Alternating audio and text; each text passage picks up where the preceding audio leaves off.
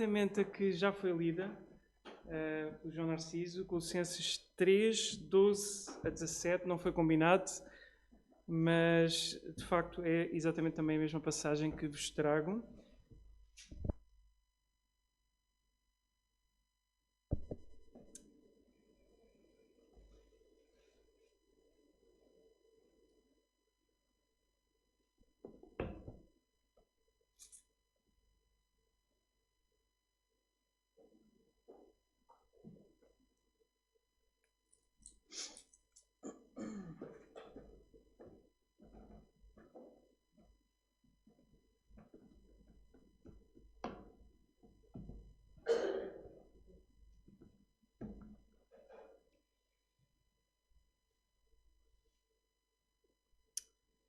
Ok, então Colossenses 3, 12 a 17.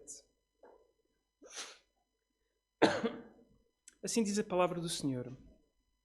Então, como santos e amados, eleitos de Deus, revestivos de um coração cheio de compaixão, bondade, humildade, mansidão e paciência, suportando e perdoando uns aos outros. Se alguém tiver alguma queixa contra o outro, assim como o Senhor vos perdoou, também perdoai. E, acima de tudo, revestivos do amor, que é o vínculo da perfeição. A paz de Cristo, para a qual fostes também chamados em um só corpo, domine em vossos corações e sede agradecidos. A palavra de Cristo habite ricamente em vós. Em toda a sabedoria ensinai e aconselhai uns aos outros com salmos, hinos, cânticos espirituais, louvando a Deus com gratidão no coração. E tudo quanto fizerdes, quer por palavras, quer por ações, fazei-o em nome do Senhor Jesus, dando graças por ele a Deus Pai. Eu pedi que um irmão ou irmã que sinta desejo no seu coração nos dirija, por favor, em oração.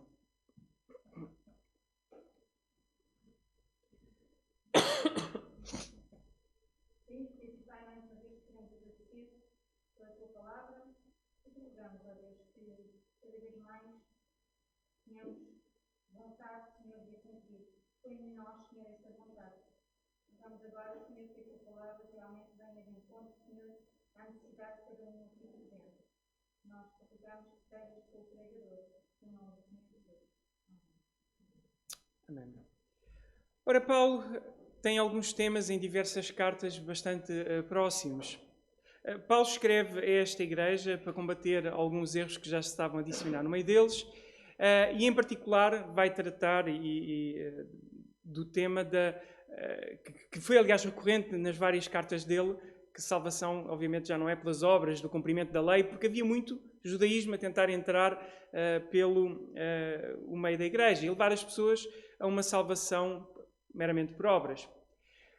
No meu próprio trajeto, quando eu penso sobre esta temática e cheguei àquilo que nós hoje chamamos de teologia reformada, e eu diria teologia bíblica, o que é que a Bíblia fala sobre salvação, de facto, eu durante muitos anos caminhei com um pensamento muito baseado no meu esforço, no meu desempenho, avaliar a minha própria relação com Deus muito pelo meu esforço, pelo meu desempenho, e qual não é realmente a minha grande liberdade quando eu olho as Escrituras e encontro, de facto, o que nós encontramos no texto bíblico, que nós temos que pôr a nossa confiança em Cristo, não nos nossos méritos. Sim, nos méritos, mas dos de Cristo, não nos nossos.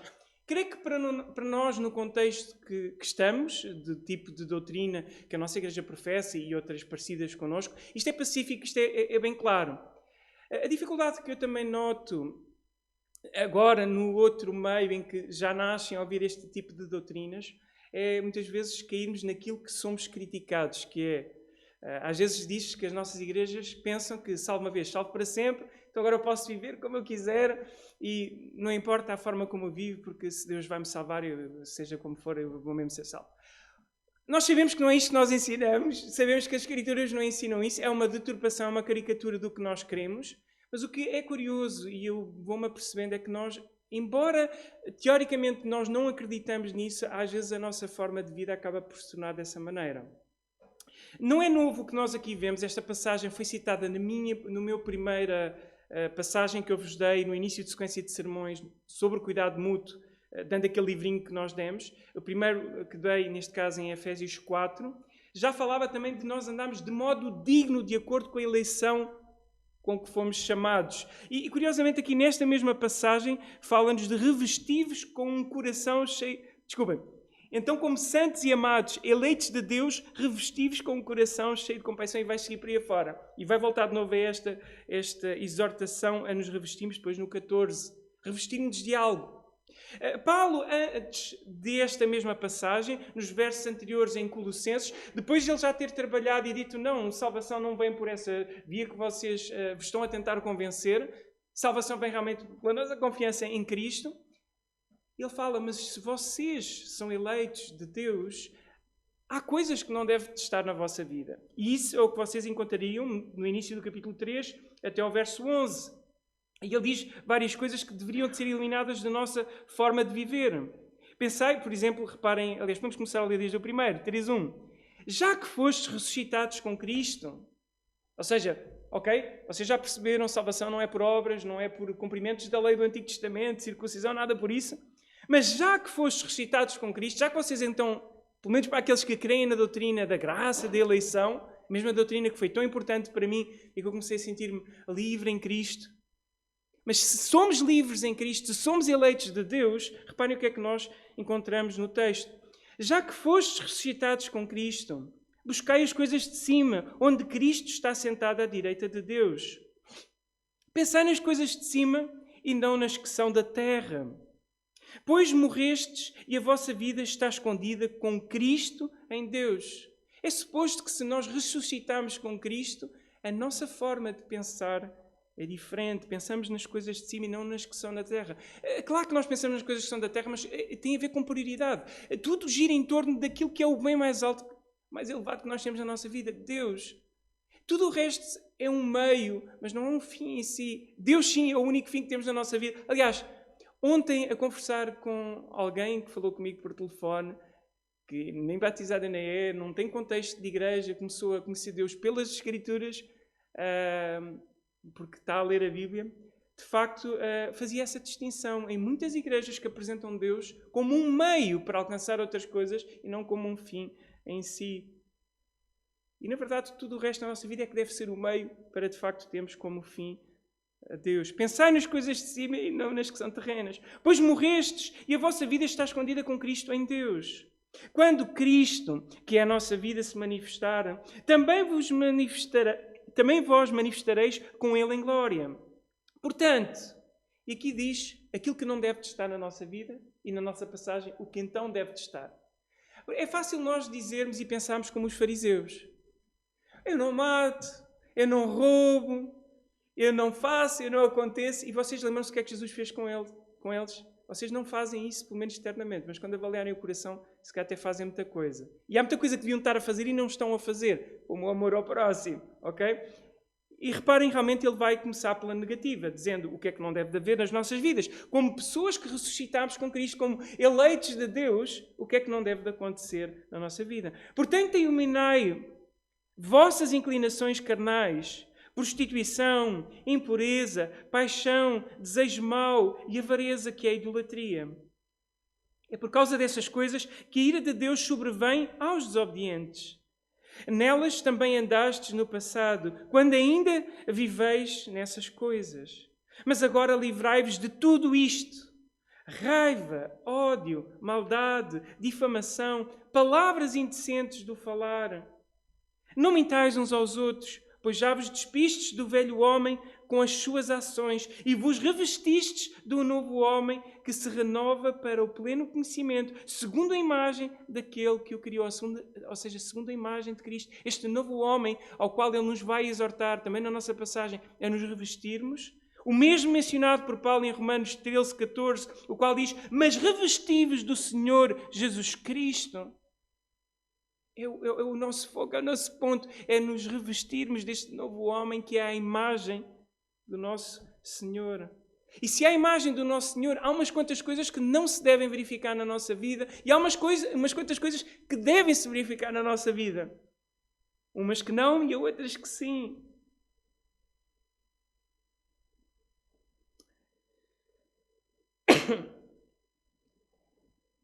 E vos revestistes, verso 10, do novo homem, que se renova para o pleno conhecimento, segundo a imagem daquele que o criou. Lembrem-se, fomos criados por meio de Cristo, somos restaurados por meio de Cristo, para Cristo. Ele é o nosso foco, tanto da nossa criação como da nossa salvação, e é realmente a imagem do qual tudo gira em torno dele. Nesse caso, não há mais grego nem judeu, nem circuncisão, nem incircuncisão. Bárbaro se cita, escravo ou homem livre, mas sim Cristo, que é tudo em todos.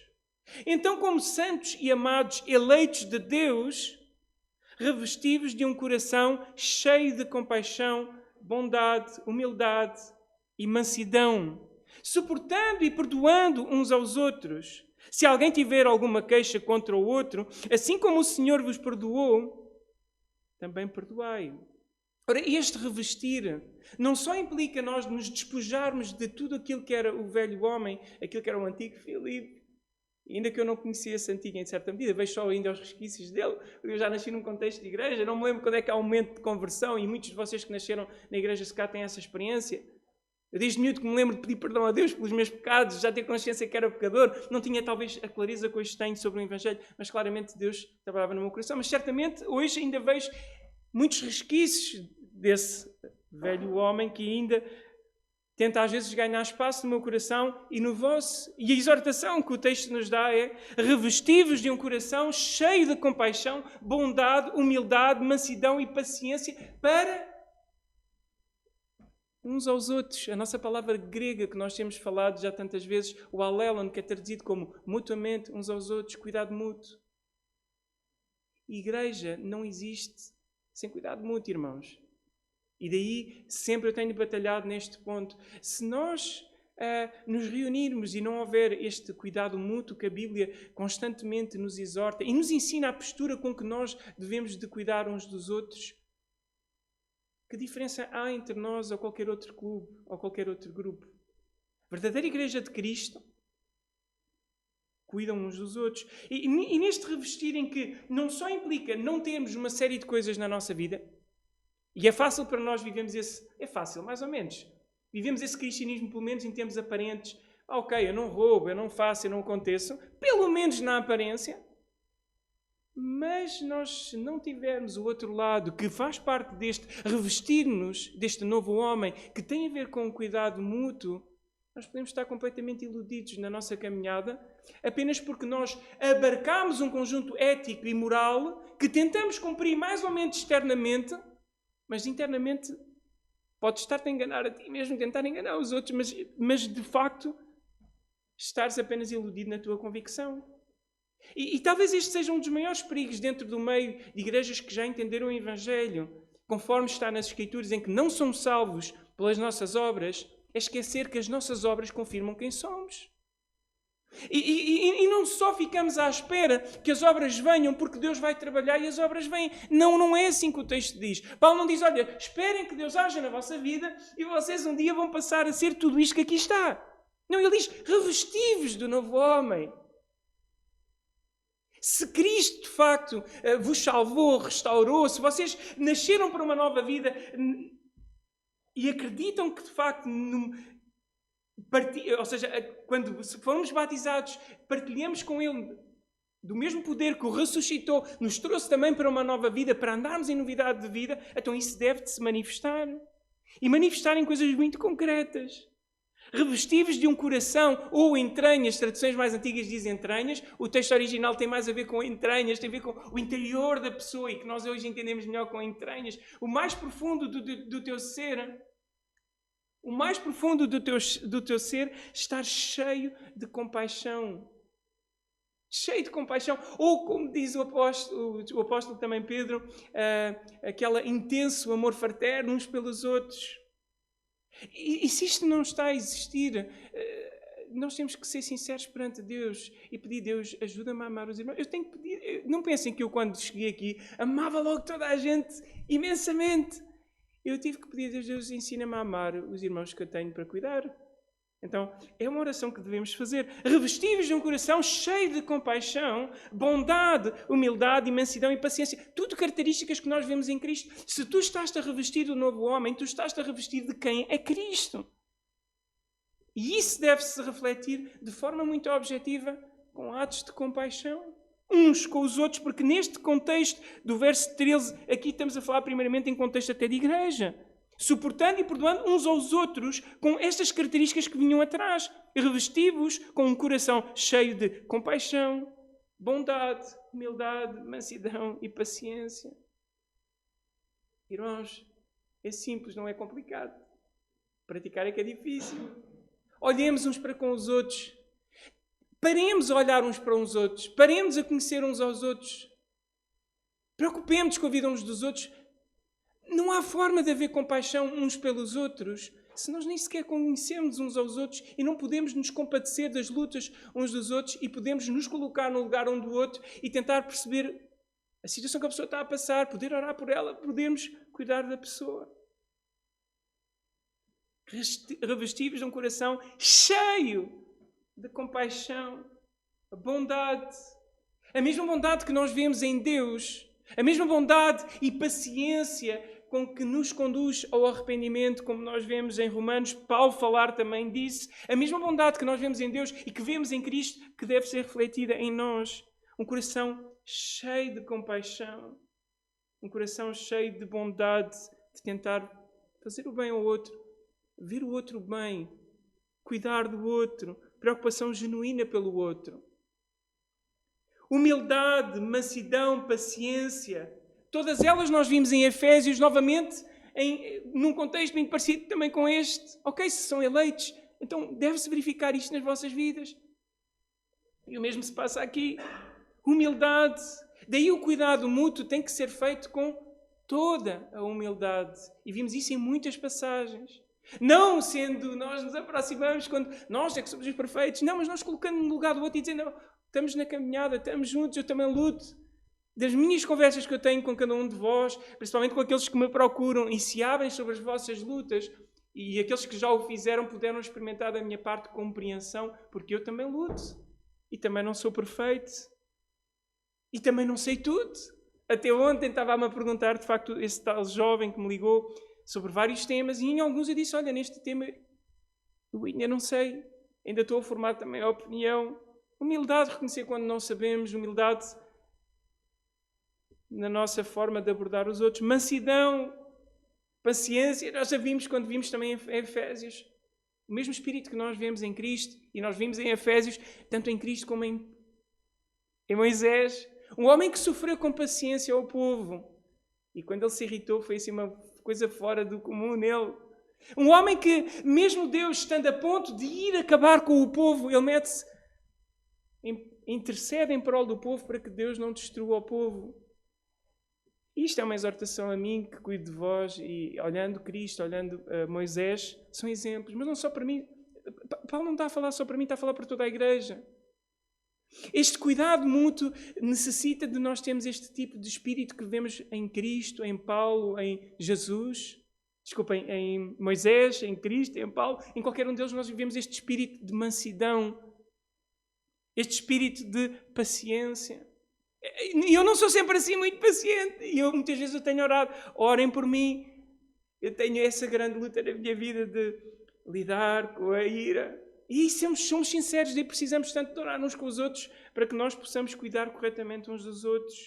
Suportando e perdoando uns aos outros. Se alguém tiver alguma queixa contra o outro, assim como o Senhor vos perdoou, também perdoai uns aos outros.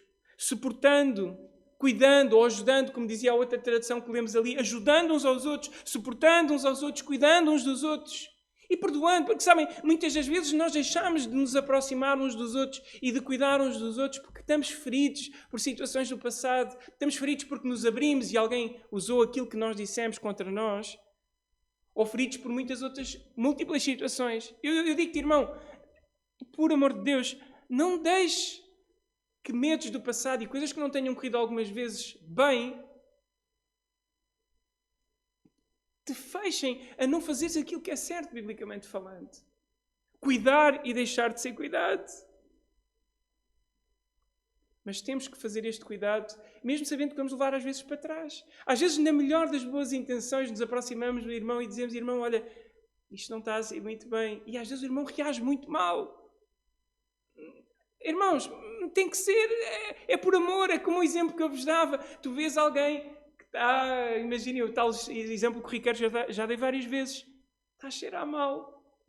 Poucas pessoas têm coragem de se aproximar, mas alguém tem que ter coragem de se aproximar, alguém tem que se aproximar e dizer aquilo que é difícil. E a pessoa até pode levar a mal, até pode ficar ofendida. Assim temos que ser uns com os outros, tendo bondade, humildade, mansidão, paciência, ajudando-nos uns aos outros, suportando-nos uns aos outros, aproximando com a exortação, como nós vimos ao longo também de vários sermões,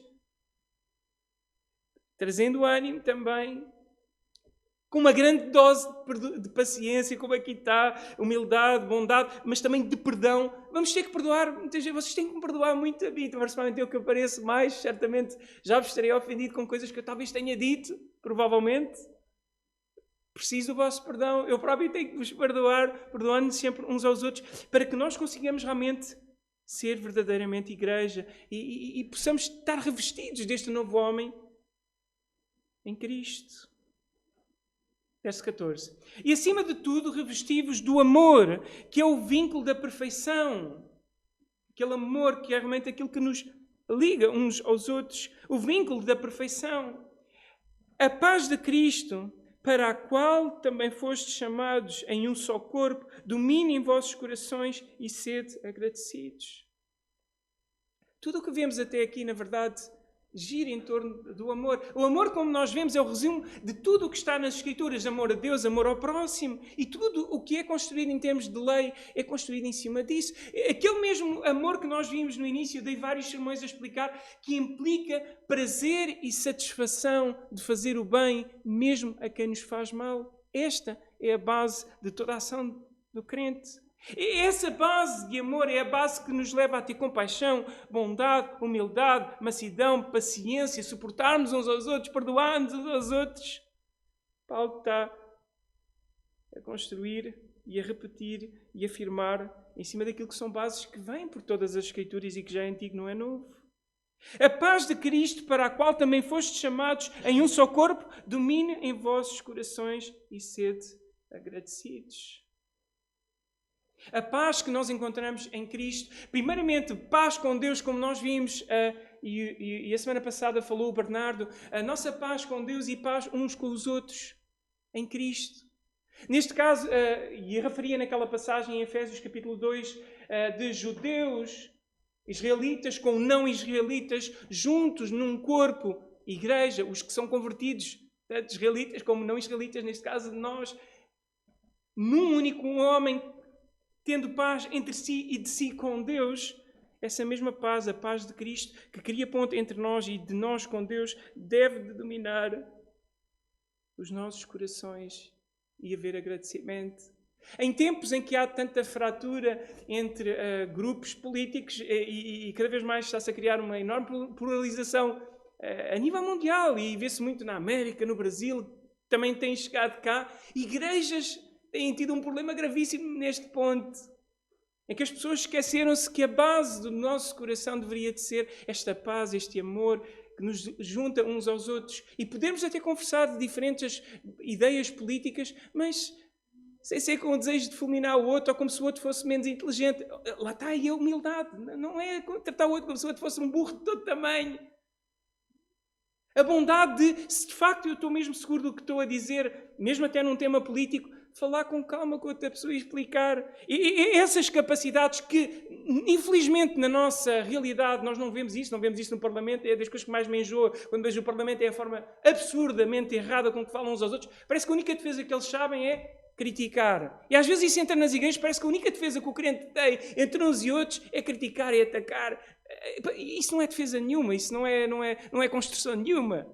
E às vezes é o que nós também sentimos, infelizmente, dentro da igreja. Mas devemos de ter calma, paciência, paz, amor. Esta mesma paz que nos criou, que nos uniu com Cristo, que traz paz entre nós e Deus e uns também com os outros. Por isso eu acho tão estranho, às vezes, quando vejo nas redes sociais, e por isso eu acabei com as redes sociais, enjoei-me, não tem mal ter rede social, é uma decisão de cada um. Eu decidi não ter já há um tempo. Via crentes a mandar habitats pela net a outros crentes. Pastores ou outros pastores, se queriam ajudar o outro pastor naquilo que está errado, na sua visão doutrinária ou política, seja que raio for, vão e falam pessoalmente, que é o que vemos nas Escrituras. Não é atacarem-se uns aos outros. Mas realmente o que deveria de estar por detrás no nosso coração deveria de ser esta bondade, esta humildade, esta mansidão, este amor, esta paz, que se deveria de refletir nos nossos relacionamentos.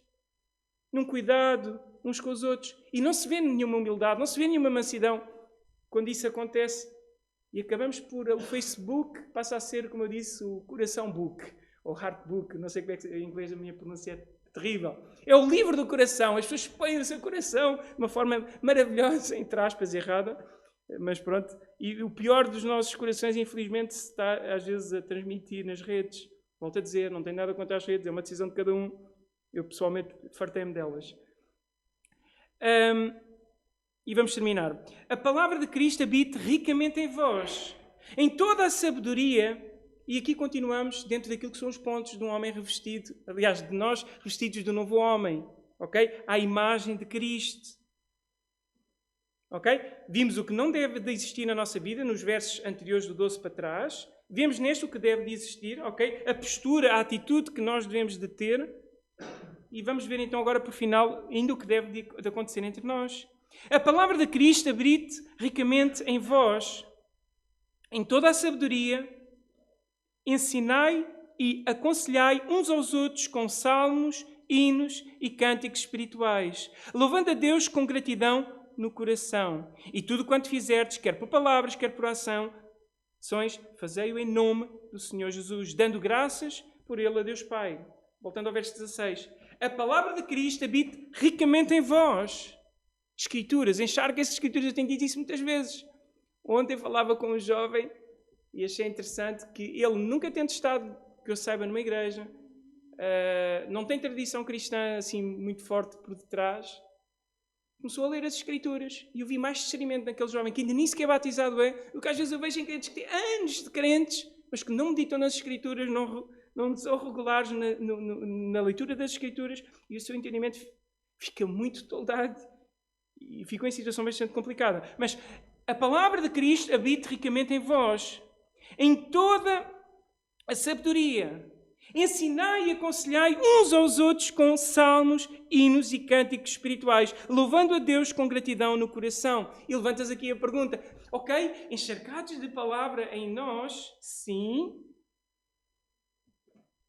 cheios de sabedoria, sabedoria essa que vem de Deus, e nos manda ensinar e nos manda aconselhar novamente o alelon uns aos outros. Cuidado mútuo, novamente. Não é o pastor à igreja só. É uns aos outros. E vemos isso constantemente. O pastor também faz, porque o pastor também faz parte. E o pastor até deve ser exemplo. Ou os pastores. Eu nem gosto desta ideia, nem me parece muito bíblica. Os pastores, os presbíteros, ok?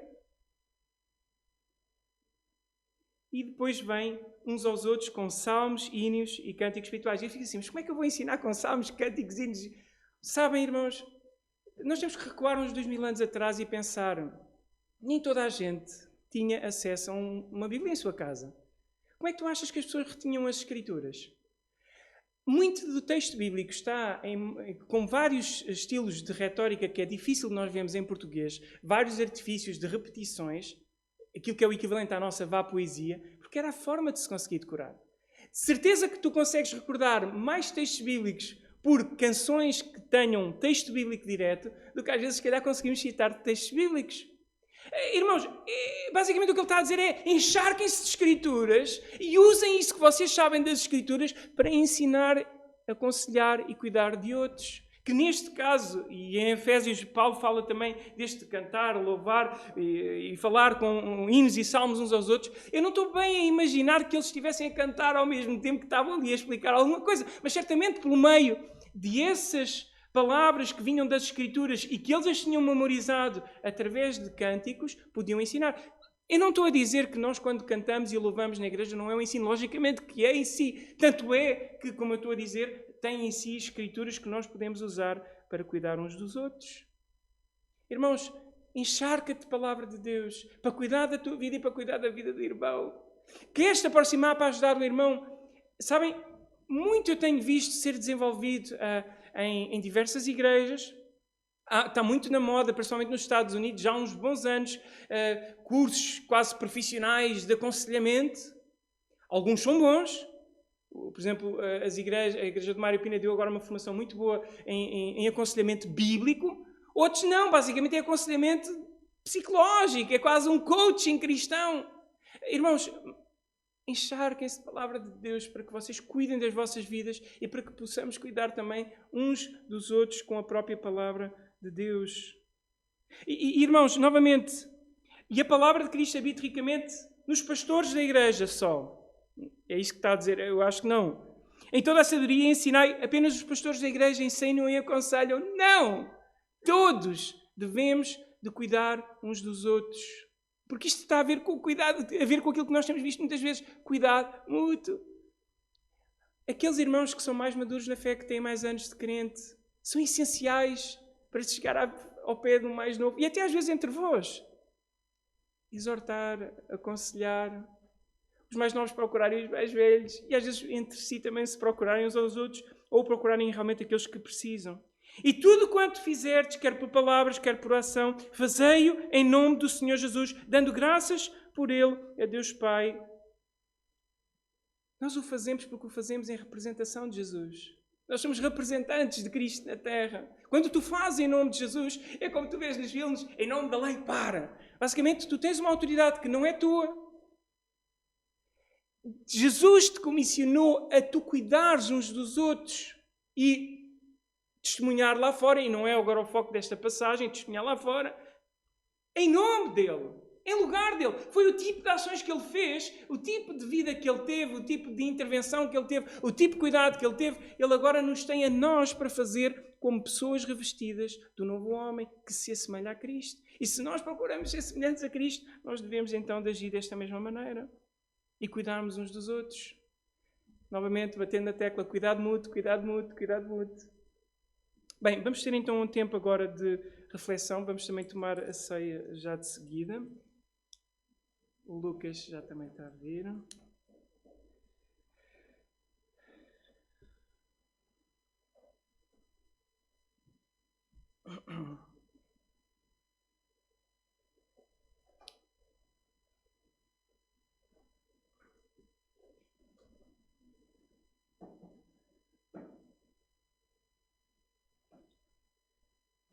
Irmãos, não basta nós não fazermos aquela lista de coisas que diz para não fazer, mas também deve de existir em nós evidências do que nós somos em Cristo. Muitas vezes pela madrugada eu tenho desperto, ao longo das minhas semanas, até no meu tempo de férias, a pensar em cada um de vocês.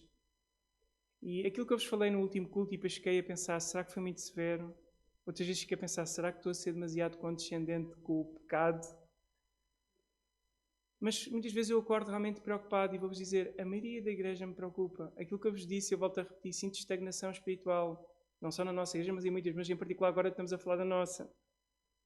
Quando eu penso em cada um dos vossos nomes, e eu tenho-os todos apontados, e penso em cada um de vocês, e ainda esta manhã voltava a rever, e mesmo as pessoas que nos vêm até cá, eu só me sinto mais ou menos seguro, ou razoavelmente seguro em relação a uma percentagem que eu diria é menos de 1/3 de vós. E talvez isto deva-vos mesmo fazer pensar. Menos de 1/3 dos que me ouvem com regularidade, seja aqui, seja pela internet, dos que eu conheço e sei que me ouvem, eu sinto alguma segurança de que estão de bem com Deus. Porque há evidências que devem se verificar nas nossas vidas para eu poder dizer como vosso pastor, estás saudável, estás num caminho saudável. E eu vou-vos ser franco, 2/3 das pessoas que estão à minha responsabilidade, seja porque são membros, seja porque assistem os sermões que eu dou, e tenho alguma ligação com eles, eu fico extremamente preocupado pelas vossas vidas e eu penso assim, e hoje eu pensava, isto é estranho de se dizer, eu posso não vos poder voltar a dizer isto, eu não sei o que é que pode me acontecer durante a semana ou acontecer a um de vocês, e vocês acharem que está tudo bem e vou-vos dizer, não está. E isso se reflete em muitas áreas, como nós vimos nesse último sermão, e até mesmo neste. Não basta tu dizeres e tu acreditares nas doutrinas da graça e da eleição, tu não és... Quereres não é suficiente, os demónios também querem, irmãos. Se não houver evidências na tua vida de essa mesma transformação, dessa mesma ação do Espírito na tua vida, se tu não és conduzido a te revestires deste novo homem, que se reflete em cuidado mútuo, como vemos nesta passagem, tu estás-te a iludir com religião, com uma rotina e estás num grande engano. Eu pensava sobre vários pontos como interesse em mais de Deus, mantém a regularidade de comunhão com Deus, mantém a regularidade com os irmãos, interesse em crescer em santidade, com algumas evidências de tal, que se preocupam de cuidar dos irmãos, que dão prioridade ao reino de Deus, que testemunham da sua fé. E eu olho para isto, são menos de um terço. Aliás, na minha estatística aqui são para aí 28% da minha avaliação falível. Aqueles que eu tenho considerado e que receio que estejam numa situação de estagnação, na minha falível avaliação, que são mais de 2/3, mais o conjunto daqueles que nos assistem regularmente e que ainda não professaram a sua fé publicamente, ok? Temos dentro daquele grupo, que é um grupo que também não é tão abrangente, mas mesmo assim eu pus aqui uns 63% dos nomes que eu aqui tenho. Sinto-vos sem compromisso com o corpo. Não se nota um claro interesse em crescer em santidade ou poucas evidências de tal. Não me dou conta de que falem de Jesus a seja quem for. Não parece terem regularmente comunhão com Deus, do quanto eu vou-me apercebendo. E sinto que entraram numa rotina religiosa. Quer tu faças alguma coisa na igreja, quer tu não faças. Fazer coisas na igreja não é evidência suficiente de nada. O completo desinteresse é o pior. Bem, eu dou-vos estas estatísticas que vos assustam um bocado. E se quiseres, e se tiveres, como é que se diz, o interesse de ouvir o médico, entre aspas, pergunta-me, em que ponto tu achas que eu estou? E eu vou-te dizer com toda a sinceridade em que ponto eu acho que tu estás. E não é para teu mal, porque nós estamos a viver tempos de paz dentro da igreja. Não é porque eu estou zangado com alguém, é porque eu verdadeiramente tenho acordado várias vezes à meia da noite, ao longo das minhas semanas, ansioso em relação a vocês. E às vezes eu tenho perguntado, Senhor, como eu abordar diferente. Às vezes já fui acusado de ter sido um chato do caraças. Eu ia dizer caraças, não era a outra. Mesmo essa soa mal, desculpem. Um chato do caneco. Eu não digo palavrões, mas cá o outro é considerado palavrão, não sei. Se calhar já fui às vezes considerado por uns um chato do caneco, desculpem a expressão. Por outros, se calhar acham que eu não vou suficientemente atrás. Irmãos, eu continuo a que Deus me guie e me ajude, e isto é um cuidado que temos de ter todos uns pelos outros. Mas se tu tiveres em conta que eu digo que menos de um terço da igreja me inspira a confiança de que estão num bom caminho, estou a falar que é mais de, em cada duas, mais ou menos as pessoas que têm alguma regularidade com a nossa igreja, mais de duas pessoas e vírgula qualquer coisa, não estão numa boa situação, ou não parece estar numa boa situação. A minha avaliação é falível, mas é a avaliação de alguém que está a tempo inteiro, que se dedicou a tempo inteiro a cuidar de vocês por alguma razão, porque vos amo. Por favor, pensem sobre isso. Avaliem se vocês têm revestido este novo homem, abandonando aquilo que eram as características do velho homem, e se têm abraçado estas características que Paulo nos fala e que nós temos visto também nas Escrituras, e que se está a refletir um cuidado mútuo uns pelos outros. Ok? Vamos ter então um tempo de reflexão, por favor. Lucas? Podes? Ok.